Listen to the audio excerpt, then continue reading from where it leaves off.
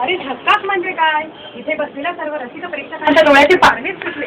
पण मग तुझे काय?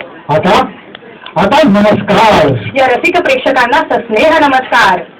मंडळी दिवाळी तर संपलेली आहे. फटाकेही संपलेले आहेत. बहिणींची भाऊबीज झालेली आहे. भावांची भाऊबीज झालेली आहे. आईने केलेले फराळ स्वच्छ करून दिवाळी साजरी झालेली आहे. आणि बाबांनी आणलेले पैसे पण संपवून दिवाळी साजरे झालेले आहे. मंडळी महागाईने सर्वसामान्यांचे पाठशार करून टाकले. हो ना. आणि आता काय? आता रोजचं वाहत गरजेचं आहे. म्हणजे आपल्या रोजचं जीवन जगण्याचा उपक्रम चालू. जशी मुलांची शाळा, रोज सकाळी शाळेत जायचं, संध्याकाळी परत घरी येऊन ट्युशनला जायचं आणि नंतर घरी आल्यानंतर हो. आणि आता आपलं तरी काय आहे दुसरं?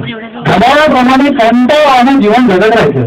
आणि म्हणूनच तर या सगळ्याचा विसर पडण्यासाठी आणि काही क्षण आनंदात घालवण्यासाठी आम्ही आपल्या सर्वांच्या सहकार्याने एक छोटासा सांस्कृतिक कार्यक्रम इथे राबवत आहे. हो.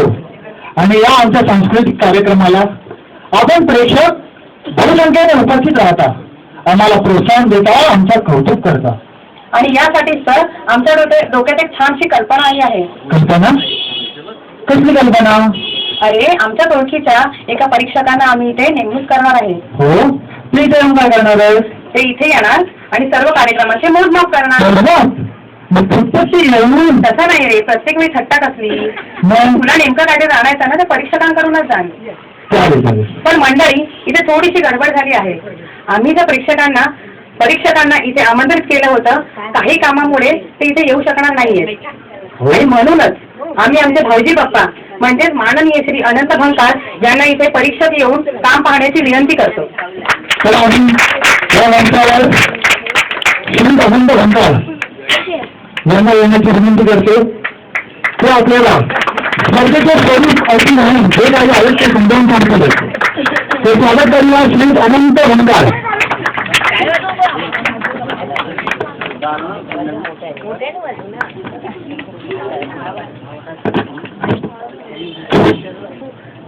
काय म्हणतो मग त्या ठिकाणी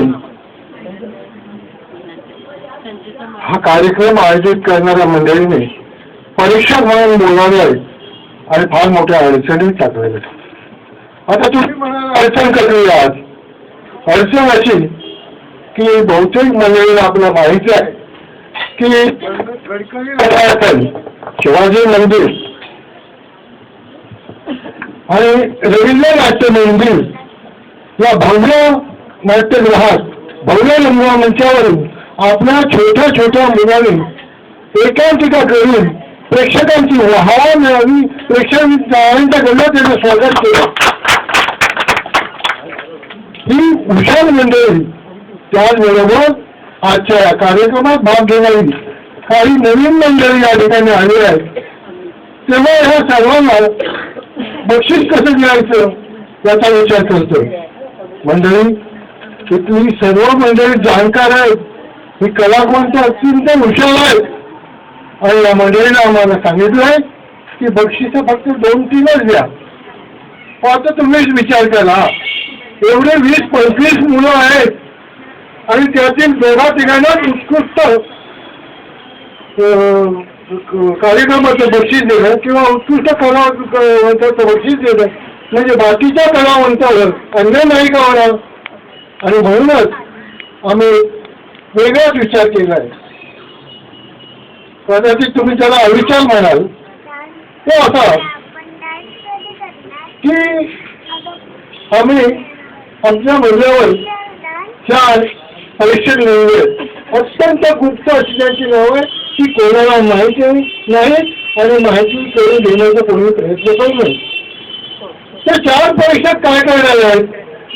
सगळ्या कलावंतांचं परीक्षण करून प्रत्येक कलावंताला गुण देणार आहेत. ते 4 परीक्षक प्रत्येक कलावंताला गुण देणार आहेत आणि मी त्या सर्व कलावंतांना नेहमी गुण देणार आहे. तर या सगळ्यांची गोळाबेरीज करून उत्कृष्ट अशा नाही कलावंत जास्त असल्यामुळे आम्ही काही कलावंतांना एनिमेशन करणारे म्हणजे बाद करणार आहोत. आणि गमतीची गोष्ट म्हणजे विचित्र गोष्ट म्हणाल तुम्ही, आणि जे बाद होणारे कलावंत आहेत त्यांना आम्ही पारितोषिक देणार आहोत. हा विचारत पाहिजेत ना तुम्ही, तर काय करणार तेव्हा कलावंतांना आम्ही पुढील वर्षी संधी मिळणार नाही. समजलं मंडळी. तर आता कार्यक्रम सुरू होईल आणि त्यानंतर परीक्षकांचं परीक्षण सुरू होईल, माझंही त्याच्यात परीक्षण सुरू होईल आणि त्या सर्व गुणांची गोळाबेरीज नंतर निकाल जाहीर केला जाईल. तेव्हा मी तुम्हाला विनंती करतो तुमचा पुढील जो कार्यक्रम आहे तो सुरू करा.